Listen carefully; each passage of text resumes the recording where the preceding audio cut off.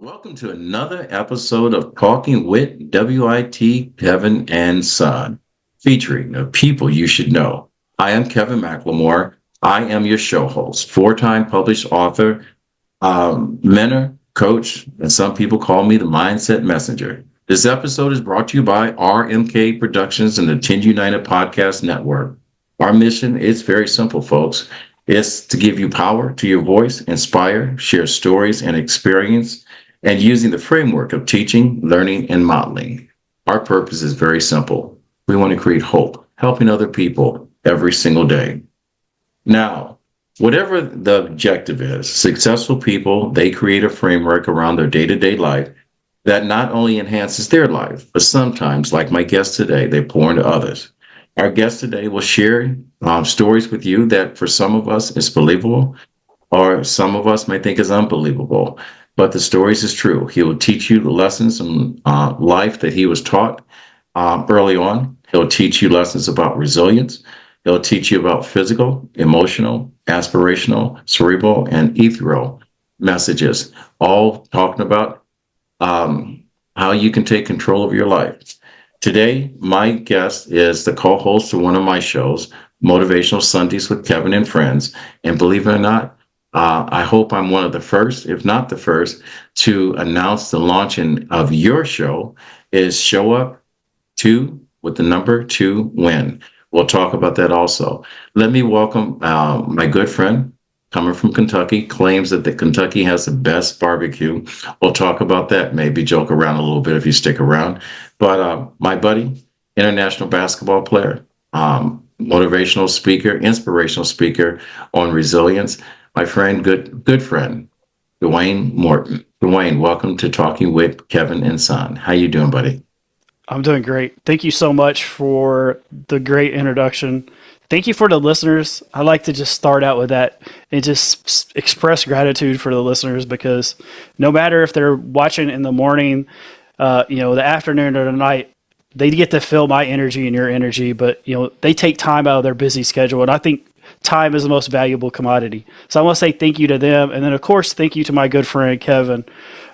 Man, I've known you a few months, and getting to be on your show and get to talk about the different quotes and stuff has just been, I look forward to every Sunday doing it. So I just want to say thank you so much. For the listeners, I'm an author, I'm an inspirational speaker, and then I'm a former international basketball player. And so this is the first podcast that I was actually able to say author. So All I was right, like, I'm going to say time out. All right, yeah, this is you don't my want to do show. that? This is my show. All right, Okay. let me ask the questions. Let me run it, whatever. You're about ready to end the show, and we haven't even got started. We want to get a chance to know you. Okay. All right. Before we go on, don't get. I'm just as excited as you. That's like you getting the ball from Kobe Bryant. He puts his hands out, and you taking the shot. Okay. All right. Yeah. All right. Sorry. Don't apologize. I was enjoying myself watching you run away with the show. Let's call it Talking with Dwayne Morton and Kevin. Today's your show. If you want to interview me, it's fine. It's fine. We could do that. All right. So Okay. let's peel back the layers. All Sure. right.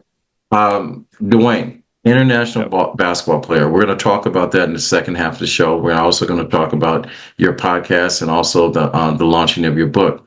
But the key thing about our show is, I always say, if you can Google something about someone, a guest on my show, then this is not the show to be on. Yeah. People that are inspired and share these stories are people that want to get to know who you are, how you came to be, and how and what the process was getting to it. You lay out a roadmap for people to follow. Without sometimes, we all say how tough life is. We all have to weather the storm, the calm before the storm. You are that calm. So, basketball player, and I see you got a Kobe on your shirt, the great one.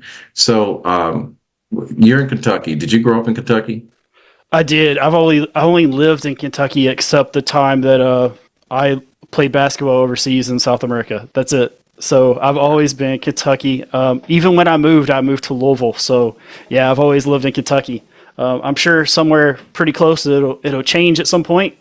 But right now, I actually I grew up probably 100 yards from my grandfather and my grandpa, my grandma, and my great aunt. So they raised me, and you know, it's it's amazing what this little boy has been able to accomplish, but all the things of this journey.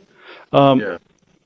For me, man, is like the basketball part taught me the resilience part, but I didn't even know I was doing it. I thought I was just playing a game, right? All right.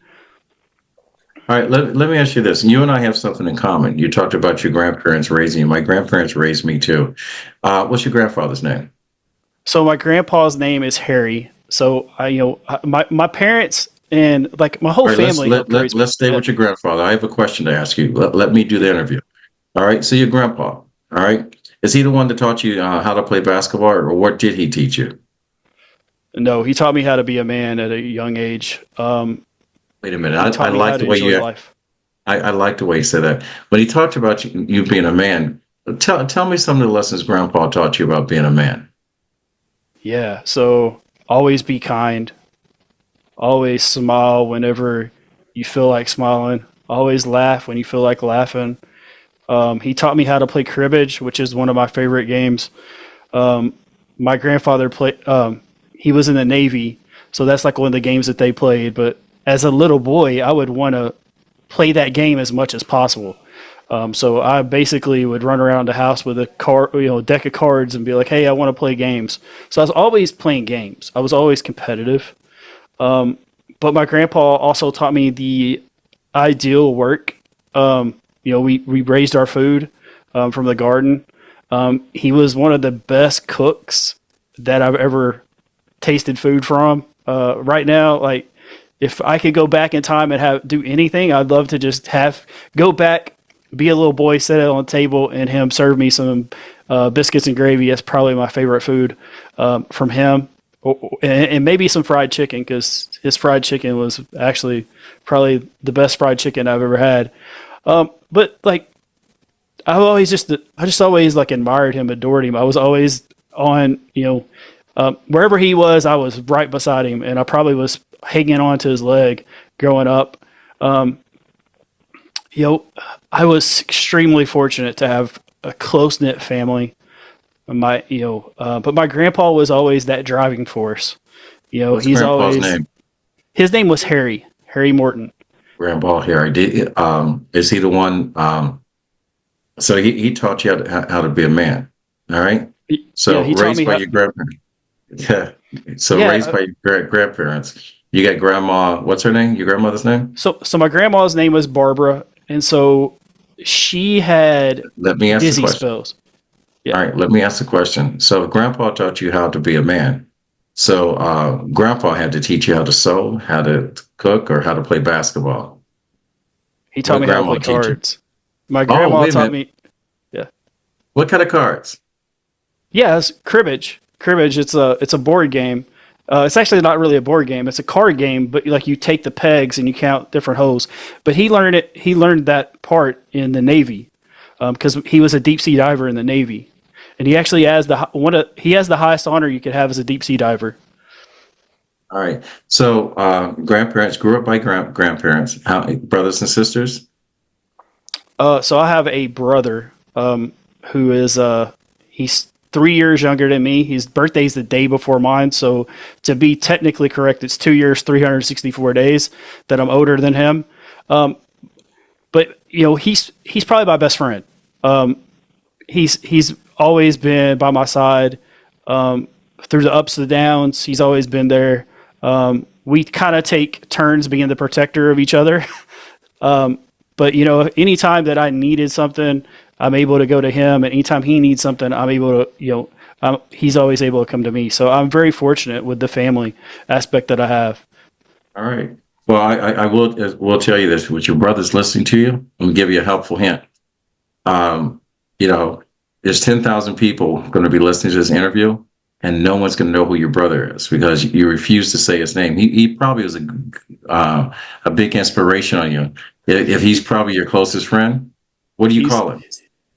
his name's Chad Morton. But he's a guy's guy, man. He's like one of those people. Anybody needs anything, my brother's gonna drop whatever he's doing to help them out. But yeah, no, he needs to get his flowers because he's an incredible person, has an incredible heart. Sometimes that gets him in trouble, but for the most part, it's out of kindness. So kindness and love. All right. So since you and your brother are closest friends, okay, we got to have some stories, some background stories on you. So what's the and the reason why I'm sharing this with you is because when my father was passing, I had told my father something that I said I would never tell my father while he was living. Something I did because I didn't get into any trouble, and my brothers always said that I was a goody two shoes, but I had to tell my father something. Tell me one thing that you and your brother did while you guys were children or young, or you could have been young adults, that you got away with and your parents didn't know. Oh, that my parents didn't know. Wow. Now, if it's going to put you in jail, don't say it. No, no, no. So it wouldn't be anything in jail. One year we unwrapped the presents and found out what they were, right? And then my parents caught us, but then we continually did it. We just continually done it. So that's really about the only thing I can think of that me and him did and got away with. That's really the only thing, man. Most of the time my parents allowed us to be very transparent. They allowed us to be very outspoken too. If you didn't like something, you were able to express that, and they didn't change their ways, but at least they allowed you to say what was on your mind. And I think that's extremely important. But yeah, I mean, we didn't sneak out or anything like that. We didn't have to because they allowed us to do those type of things, as long as they knew where we were. That's the thing. But also you got to understand is I lived in a rural part of Kentucky. So we're able to do those type of things and not have a bunch of people that, we didn't have to worry about a lot of other people to, chase us off or anything like that. All right. All right. I know with my story that sports changed my life, and I think we have that connection. I had track and field in my background. You picked up basketball. Where'd you find your love for basketball, and when did you start playing basketball? Yeah, so I always had a ball in my hand, but I remember vividly, at 4 years old, going outside, and it's actually the basketball goal that I shot the most at until they moved, was in my grandpa's backyard, actually their side of the yard. But the basketball goal was at 10 foot, so it wasn't able to change the height of the basketball goal. And then also the net back then, was red, white, and blue, and so I would try to hit different parts of the net as I was getting better, and then eventually that ball went in. But the basketball goal was made out of a political sign, was the backboard. It was a grass, in the yard, and it just turned into dirt because I had, dribbled the basketball enough that it just, it wore down the grass. Yeah, so it was just dirt, and then when it rained, it was mud, and so, but I would be out there no matter what, and I would just throw that ball up. So I really think that was my first lesson of resilience. Actually, was just shooting basketball in the side yard of my grandpa's house. But I always loved the game. For some reason, there's just something about the touch and the feel of a basketball and it coming off of my fingers. There's nothing more that I enjoy. I mean, right now, there's a basketball within probably 5 feet of me right now. They're just always, it's always nearby. All right. When did you start playing organized basketball? High school, college, YMCA, boys club? No, so I started in Little League in third grade, and I played all the way up until my junior year, and then I quit because my grandmother passed away. And so it's the first time I went through death, and I was like, I didn't want to play basketball. And that junior in college or high school? Junior in high school, yeah. Okay. All right, I'm sorry to interrupt you. It's just I didn't know if we had bypassed anything. I'm sorry for your grandmother, and I know how that is. So, how did you? You said you went into a little bit of a slump. Yeah, I mean, so explain Kevin, to me what happened. Yeah, so first of all, I was never the best basketball player. I was always tall, and then I stopped growing. And honestly, that actually helped me because it allowed me to get coordinated and actually be able to be athletic. But when my grandma passed away, man, I didn't know what to do. I had grew up, she had been sick, so I always had her. She pretty much was always in her lazy boy chair. So I would go and hang out with her, and I would just sit and tell her about what I was wanting to accomplish. And so my high school year, she gotten sick with cancer, and she passed away right before my junior year. And I was just like, it's the first time I dealt with death, and I didn't really know what to do, but also I didn't know what to do without having her there. And so for me, though, is like organized basketball was not fun. And so that was the layer that I needed to remove to fall back in love with the game, I feel like. And so I didn't play my last 2 years of high school basketball. All right. So your last 2 years of high school basketball, how did you come out of that? So we're going to segue into where he is right now. We're going to talk a little bit about how he came out of that, how he ended up playing international basketball. But before we go into that, his podcast and his book, Dwayne, how do we get in touch with you if someone wanted to reach out to you? Yeah, so I have a website, DwayneMorton.com. That would be probably the one. And then I have a podcast, or I have another website called Show Up to Win with the number 2, which that is where I won't be building the community at, but that's the other one that I have. So it's www.DwayneMorton.com, and the other one is www.showup, capital UP number 2, capital WIN to win. Yep. Correct? Yep, that's correct. All right, just wanted to make sure I got my notes together. Who inspires you, Dwayne? Who inspires me? Wow. So, family-wise, my grandpa, my dad, and my mom. Those are the 3 inspirational figures for me. And then, I have other things but as far as close, the inspirational part is, I would say, those 3 people. All right. And who's your best friend right now? My little brother, Chad. All right. I said his name that time. So I'm sure he appreciates that. So yeah. You played international basketball. Now I'm curious because no college experience.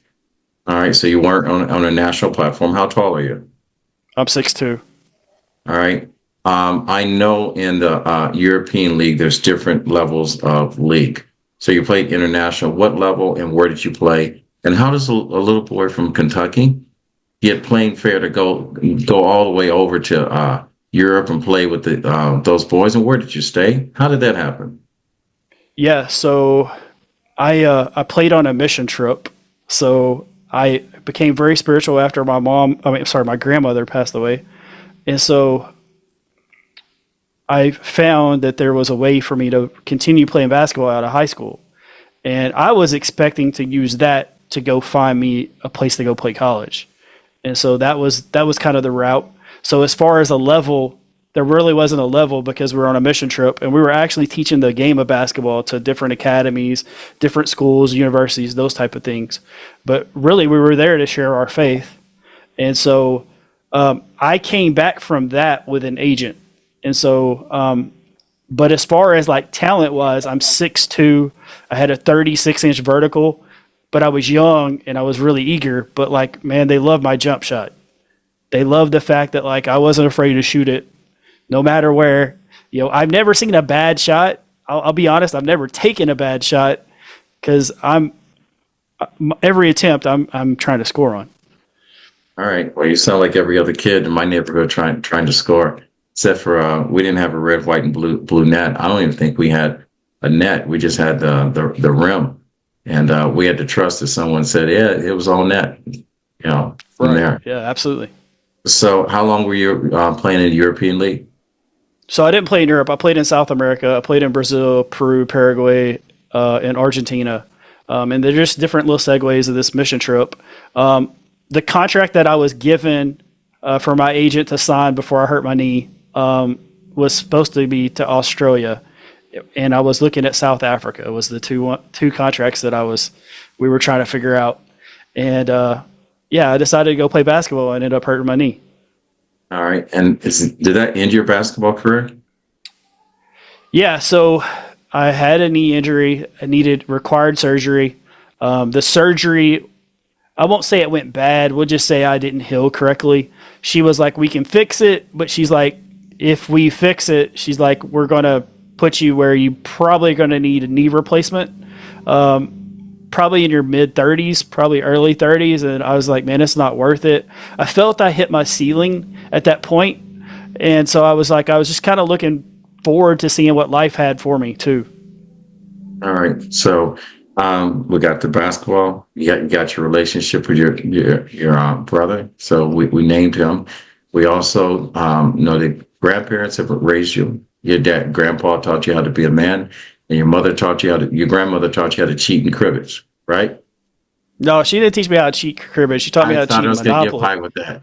Oh, she taught you how to cheat in Monopoly. I thought I was going to slide that one in on you. No. She didn't know how to play cribbage. Yeah. All right. So, Dwayne, at the top of our interview, I talked about unbelievable and believable stories.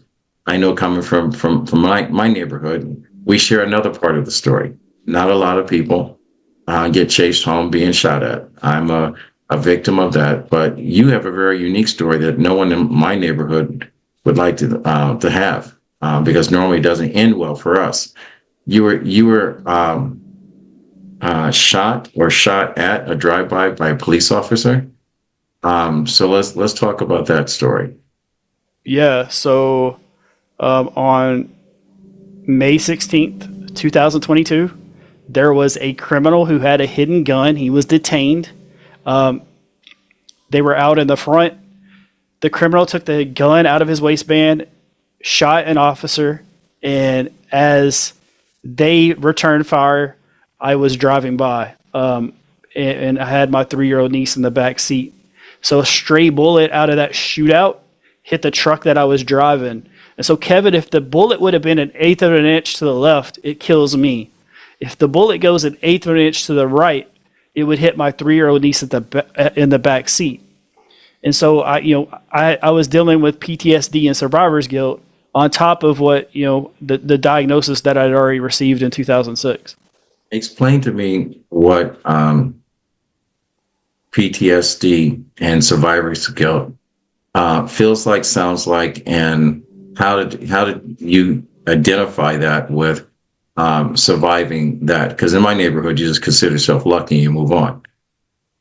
Yeah. So for me, the survivor's guilt part was the officer who died was friends with a ton of my friends.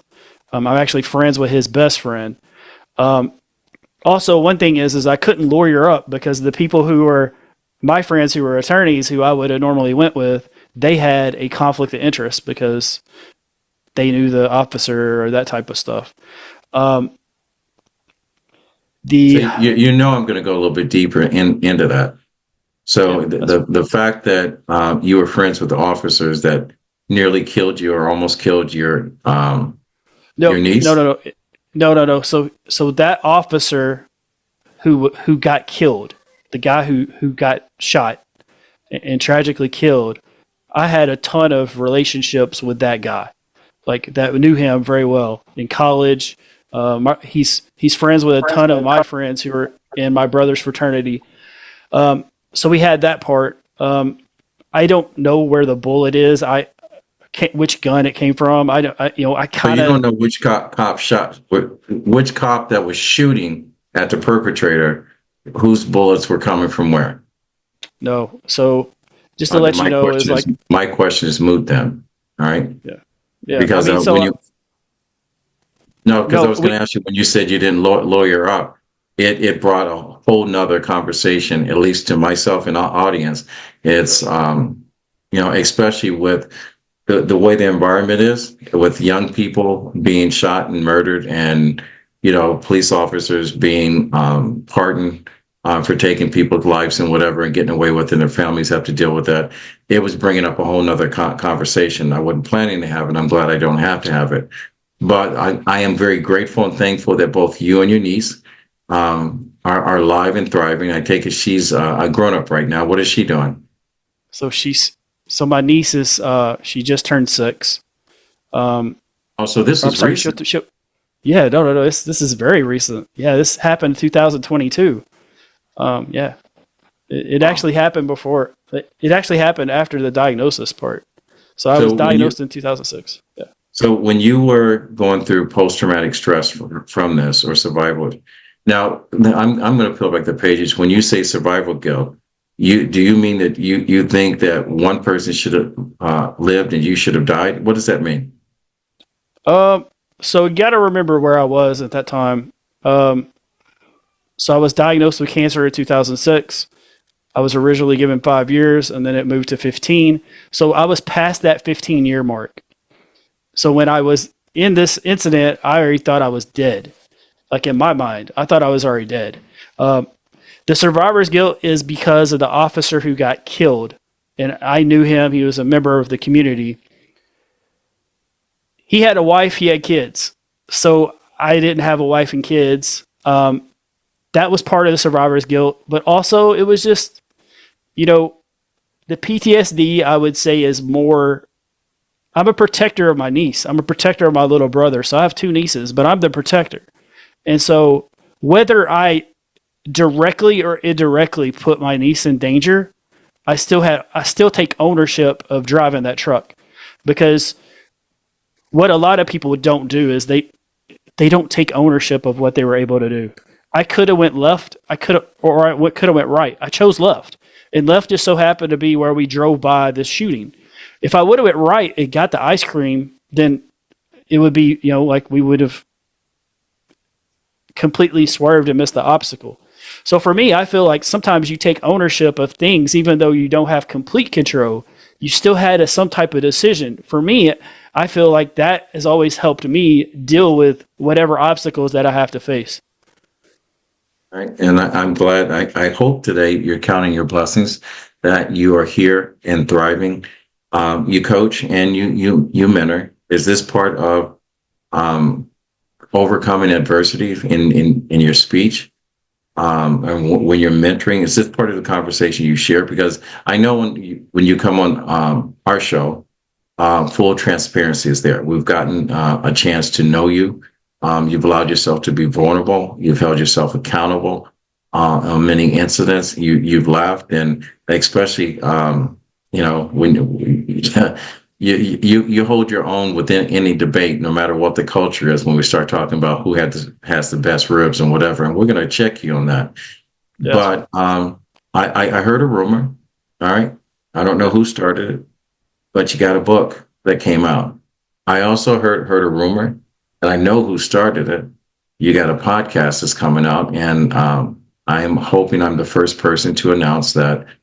Even though he's not part of RMK Productions and the podcast network, he is part of the RMK family since he's a co-host. So we're going to support him. So I'm going to say for my viewers, as soon as he gets his podcast released, we will have the link in the description of this interview to his podcast. And I would say give him a try. So I am lending you 10,000 of the people that follow me into your podcast. So instead of you talking into an empty room for 6 months, someone will be listening. So I'm going to ask you real quick, your book, what's your book about? And tell us the title of the book and where to get it. Yeah, so it's called the Bounceback Blueprint, Become Bulletproof. And so part of the reason I dropped the book on May 16th was that 3rd anniversary of the shooting. I wanted my power back, man.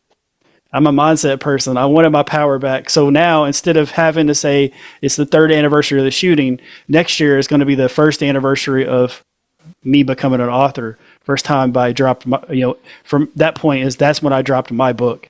So that was the reason that, I put that book out at that time. But the book is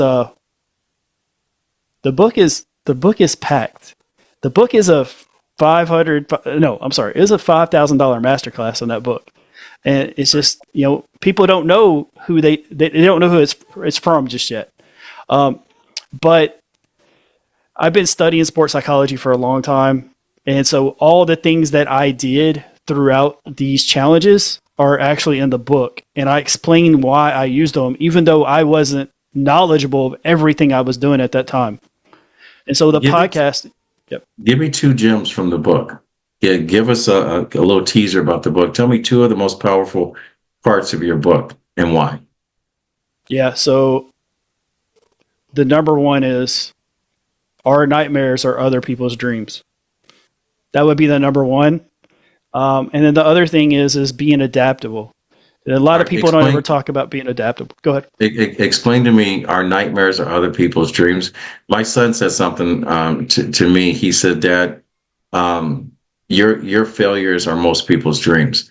I'm talking about, because I was downplaying some of my success, but I never heard it leading in with my nightmares. What does that mean? Yeah, so it goes back from where I got my foundation of gratitude. When I was playing basketball overseas, I met a 5-year-old boy. The 5-year-old boy had not eaten in 3 days. And so therefore, that is where my foundation of gratitude. But I had never met someone at 19 who did not have food, water, or shelter, those 3 essential items, right? And so for me, it was like, why is this 5-year-old boy like not have this? And so it was my first time to understand that our nightmares are other people's dreams. At that point, I was ready to call home, and I was like ready to come home. And so it's funny how you get these like little nudges to say, hey, you're blessed a lot more than what you realize. So through the challenges that I faced with the knee injury, the diagnosis, misdiagnosis, the shooting, I always looked at it as like, it could be worse. I can get through it. I might not know how to get through it. But that's the thing is like, there's never been a challenge that God didn't put me through. You know, when I was a young kid, I was scared to like get up and do public speaking, right? But end of the day, I survived. And so same thing with these things. I just knew that there was like something better. And so that would be probably the number one thing. And then the second one is adaptability, man. People aren't adaptable. You know, it's the reference that I would use is like in a car and you're driving by and you see these potholes. If you just go straight, which none of us do, right, and just take the pothole head on, you're going to either damage your tire, but you probably could damage your car. Number 2 is when we move, that impact's a little bit different, right? But sometimes if we have enough room, we can swerve enough to actually miss the obstacle all in all. And so it's all about awareness. Like I tell people, I'm aware of being aware. And so that's the thing is like, then I don't have to worry about hitting the pothole. I don't have to worry about being out of alignment if I can swerve and completely miss the obstacle. So that's part of the things that, you know, I feel those are really the 2 bigger things that most people don't talk about enough and that are in the book. All right. And ladies and gentlemen, the reason why I didn't go through all of the life lessons in this book is because, you know, they always said the best kept secret that anyone can have is in a book. So if you want knowledge, if you want direction, you want inspiration, you want perspiration, you want sacrifice, you want physical and emotional release, then buy this book. What's the title of the book again? Yeah, it's called The Bounceback Blueprint, Become Bulletproof. All right, Bounceback Blueprint, Become Bulletproof by Dwayne Morton. And you can get the book on Amazon. Yeah, just Amazon right now. I mean, there's some other links that are coming up, but Amazon's the best place to get it right now. All right, no problem. I hope you, ladies and gentlemen, you'll get that. But hey, the big news right now: the book is out. He had his launch party. He opened it up to a lot of people, but now he's got his podcast. You get a chance to tune in, hopefully weekly or bi-weekly, to listen to him. Let's talk about your podcast. Let's talk about some prospective guests that you may have, or the people you're looking for, or how to become a guest on your show. One, let's give it the title of the book. I mean, the podcast. Let's let you do it. Yeah, so it's called the Show Up to Win podcast. Because I believe showing up to win is more than just showing up with in attendance. I believe it's showing up with intention and showing up with your presence. So I am spotlighting people with resilient stories because I understand what it takes to be resilient. And so I'm spotlighting people who have had to deal with things that like maybe other people don't. And so I spotlight these resilient stories for others, but it's also to inspire others. It's also to give these people power to tell their story, but it's able to do it on my platform. All right. All right. And is there a website or link? How do you become a guest on your show? So I do not have the link yet for the guest part. You can just email me right now.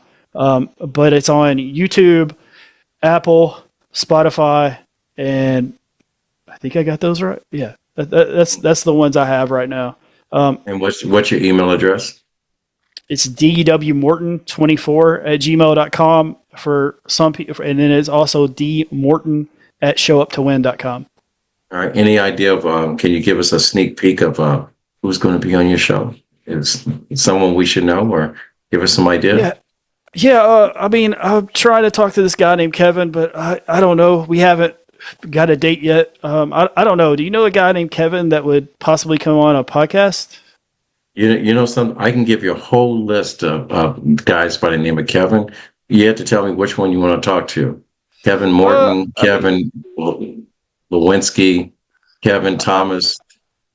Man, I'm hearing about this guy named McLemore who played football and can sing a little bit. He's not like Michael Jackson or anything, but he's pretty decent. I'm better than Michael Jackson. I'm still here. Yeah, good call. But yeah, but you have resilient stories. We just have to choose which story. But that's the thing, man, is we just have such a powerful group of people who come together, and they're not looking to just spotlight themselves. I'm not an ego person. My whole thing is being purpose driven, and I want to spotlight great people. And so I can't wait to record that episode with you. I'm at the very early stages of recording. I think I have 6 right now that are out, and every one I put out, I'm like, I could do better. So it's a learning part, right? But believe it or not, and I will coach you and I will teach you, and you can always lean on me. Is that every interview is an original interview, unless you just kind of go through and you're lazy and take the first 22 questions that every interviewer gets and whatever. I hate the one question, if you can talk to the 16-year-old you, what would you say and whatever, which I'm kind of rethinking that, because I think I would have a different conversation than my early answer to this question. But, we're all building planes by flying.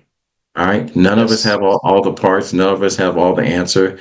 Every interview is a brand new interview. Every conversation is a new conversation. My prerequisite is, for every guest, I don't want to talk to anyone that I don't want to have Thanksgiving dinner with.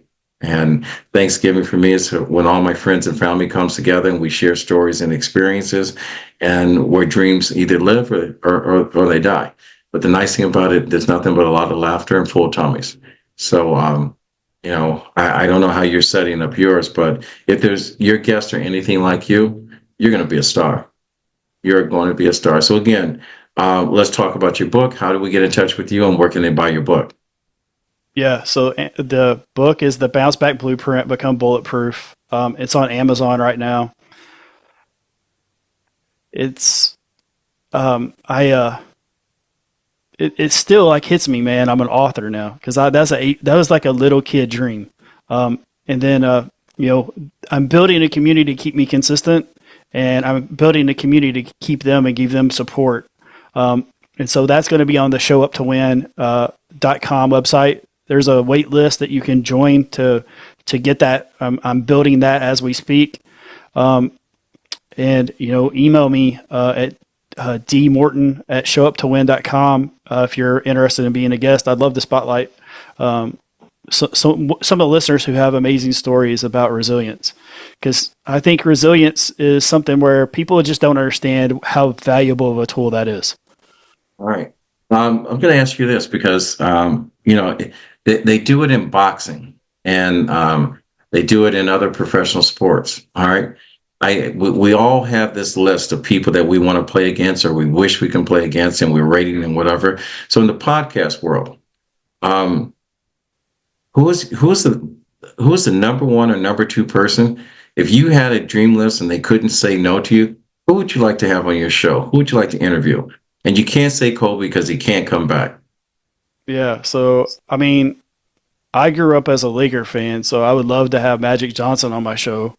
That would be an absolute like pleasure. Um, I think not sports. I would. I'm a big musician fan, so I love music. I would love to have Chuck Dion, like or Ice Cube, one of those two, Mhm. because I'm a big hip hop fan. So any of those three would be cool. And then if it was just someone I wanted to learn from, um, I met him, but I'd love to have him on my show is like Dr. Joe Vitale. That would be another like dream guest for me. And then, I mean, in the podcast world, I'm getting to knock this one out of the way, but like, I would like to be on Joe Rogan. I mean, I just like the way that he's able to come off and have fun. Or Jay Shetty would be another one that would be really cool as far as like going on. But really, as far as I'm concerned, man, I can dream it, I can achieve it, right? Yep, that's what they say. But the biggest thing is you got to ask for it. And that's the reason why I put you on the spot right now. You had asked, this was an open invitation to anyone that's on Dwayne Morton's list. It's like, you have to remember this. And I had Wendy Williams on, and someone asked me, would I want Wendy Williams on my show? And I'm going to tell this story. I know she's going through some stuff, but I said the one show I will not ever do is Wendy Williams. And the reason why is because I wrote a book called Sprinkles, The True Spirit of Christmas. And one of my good friends happened to work on her show, and he was her right-hand person. And she had told him, she would love to have me on the show. And I gave him a copy of my book. And after she read my book, I didn't hear from him. So I called him back and hounded him for a little bit. And he finally told me, he said, Mac, I got to be honest with you. She told me you weren't big enough for her show. And I said, when I do my show, I am never going to have that conversation with anyone, because everyone has a story to tell, no matter how big or small. And we all have to remember, unless you were born into a family of great wealth and provided opportunities, we all start from the same place. Our resume started with someone giving us a chance. All right. And hopefully by your platform, as your show grows, show up to win. That you will give someone a chance, because no one's story is too small to not be big enough to be on your show. Yeah, no, I agree. I mean, and so I actually have some of the underdogs people. I As I'm building this platform, right? I'm utilizing the bigger guest and putting the what you would say the smaller guest, but they have the more powerful stories than the bigger guest. That's what I've come to. But and also they're not heard before, so you get to hear a brand new story that you didn't hear and it's from someone that unexpected. I think it's All right. very important to not say, "Hey, I'm too big." All right. And once you get your show rolling, I'm going to introduce you to two young ladies that's going to be future basketball stars in the WNBA. All right. They're sisters. Both of these young ladies, all right, were so good. They couldn't play on the girls' basketball team. They got scholarships here in Pennsylvania to play on boys' scholarship teams. They've been in camps all over. They played alongside, Kobe's daughter when she was around. They are bad. That's one sister, her younger sister. I forget her nickname, but when I asked her on my show why they give her a nickname, she goes, "Because I don't miss." I All love it. right. I love it. So Yeah. you would love this. Joe Harvey, I am I'm going to make an introduction to Dwayne Morton for you to have your daughters on the show so you can talk about this. And I will say this, since I put it out there, Philadelphia, you need a women's basketball team, because I love that game. I'm a big fan of the NBA, big fan. I'm watching college women's basketball, big fan of some of these ladies in there that are balling hard. All right. So, Dwayne, is there anything that I missed that we should talk about? Because I hate having the guests leave the show and say, I wish he had asked me. I wish he had said this, or I wanted to talk about that. I don't want to leave any meat on the bone. Yeah, I mean, so really the only thing, the meat on the bone would be just me being misdiagnosed, right? But I mean, that's like a whole different topic. But that's the beauty of this stuff is like I can come back on later on and we can talk about the You have to learn the art of the setup. This whole thing was for you to set up to talk about that. And I kind of gave prelude all this when we gave the beginning of the show. So Okay. let me mention Dwayne was diagnosed with a rare blood cancer. So he was giving the big C that possibilities he was not going to last. His expiration date was imminent. Most of us, we have that expiration date. We have no idea when it was coming. But we share the same thing. I got a diagnosis within my heart, and it freaked me out for a couple of months. I don't know how you responded to it. But when we talk about resilience, when you're giving the C option in your life, and you have to overcome that, and then only discover you have been misdiagnosed, we want to know how you handle it. So let's peel back the layers to the story, and let's start from the beginning of how the diagnosis came about and how you lived through that until you found the answer you have today. Do you like the way I said that? Yeah, I love it. Thank you so much. So,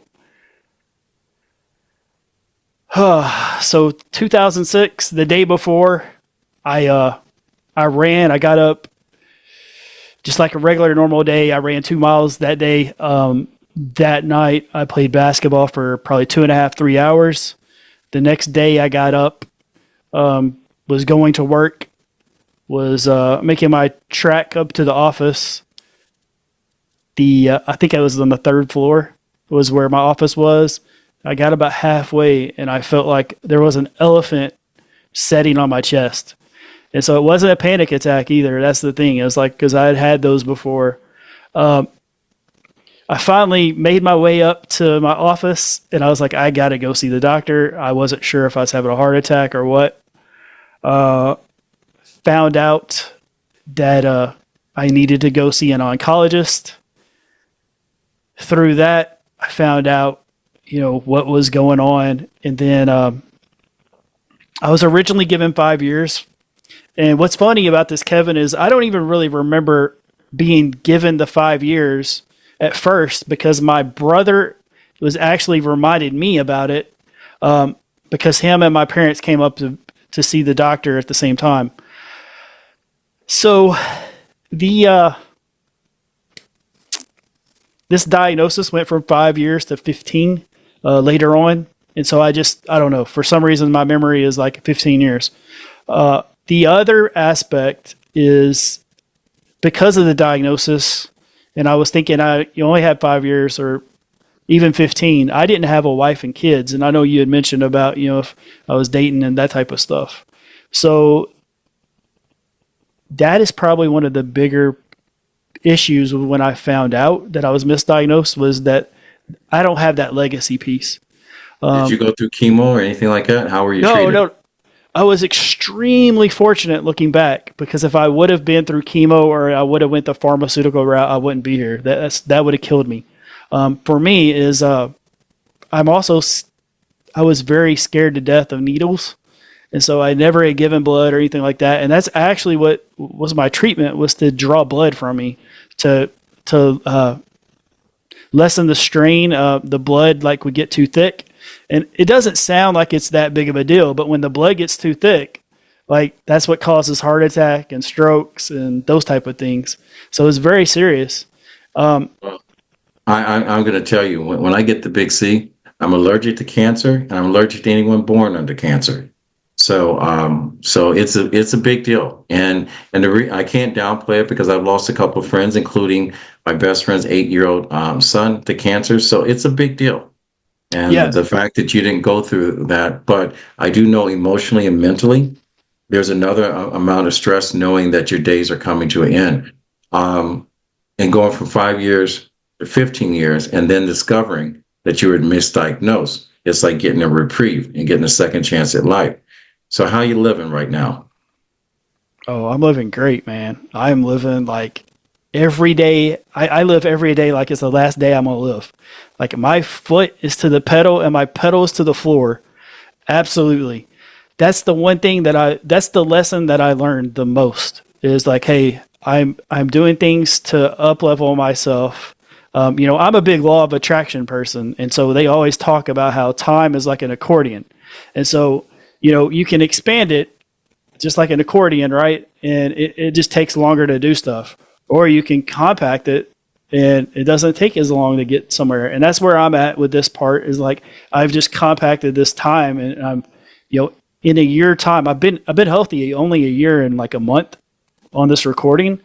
Is like I'm doing as much as I can possibly to like just quantum leap to the other side. Right. Just Well, since you're a person of law of attraction, I'm going to be announcing that I'm bringing on the Bachelor Charles Lee on my show, and we're going to find him a forever friend, a young lady friend, whatever. I'm going to do the same thing for you. All right. Instead of putting you on a dating site and whatever, we're going to find some eligible lady that would like to come to go to Kentucky, maybe take a walk, go and visit some of these barbecue spots or get some gravy and chicken or whatever, and sit down and get a chance to know you. So your zodiac sign is what? I'm a Pisces. So he's a Pisces, so he's born in February, somewhere along the line. March. Ask me how. March. March. Oh, you're the latter end of the Pisces.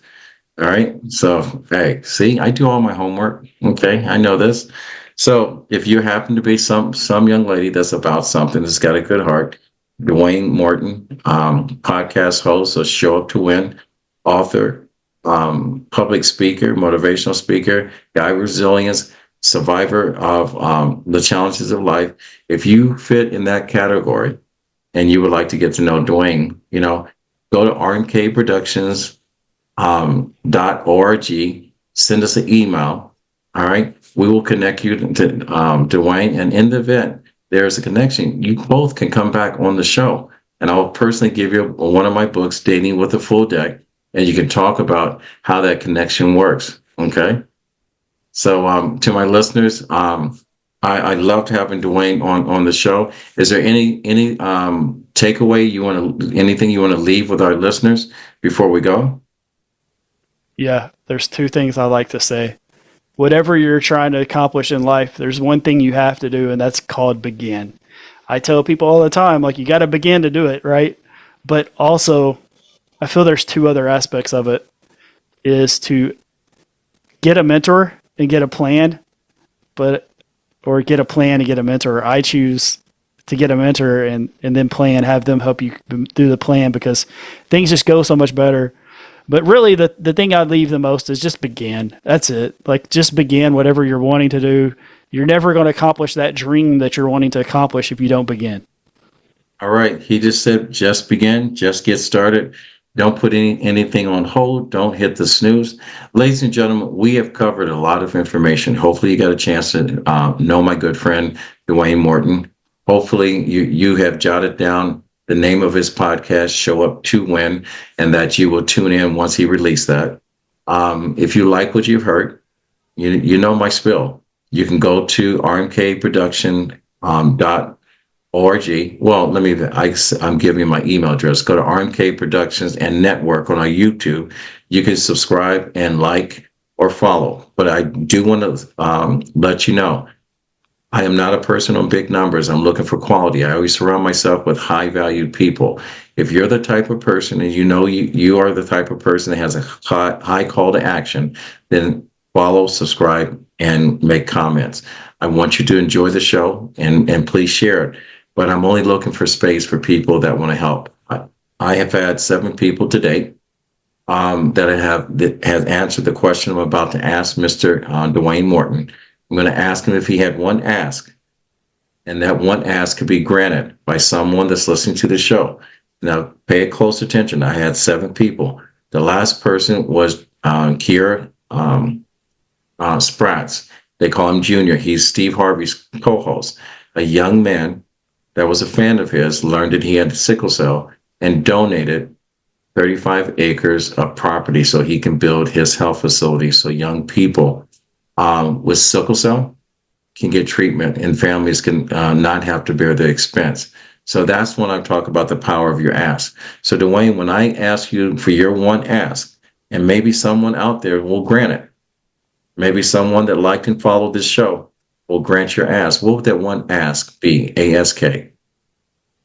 Yeah. So I have a nonprofit in mind that I want to create for people who had to deal with trauma, and that trauma was caused them to have like credit issues or medical bill issues. And so I want to create a nonprofit to find those type of people, help alleviate that issue for them so they can move on with their life. Because mine and your good friend Brian Roberts, he always says, you can't heal unless if you keep getting a bill.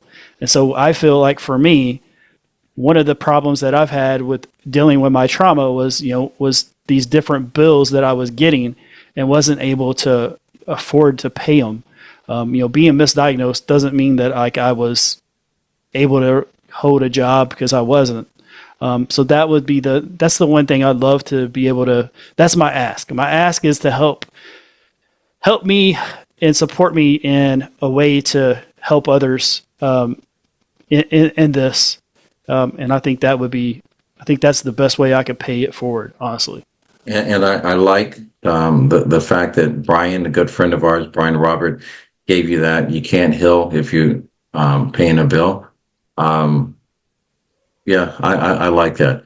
So, Dwayne, I hope you come back again. We either bring you back when your book's a bestseller, your podcast is number one or the top 10, or you have Joe Rogan on your show, or the list of everyone else. And I'm going to say how you get Joe, how are you going to get to Joe Rogan? I'm going to give you a helpful hand. Ask him. Ask. All right. You're only as strong as your last no. Just remember that. Never forget that. And if he tells you no, move on. There's someone bigger than Joe Rogan that will come on your show. So to my listeners, I want to thank you again.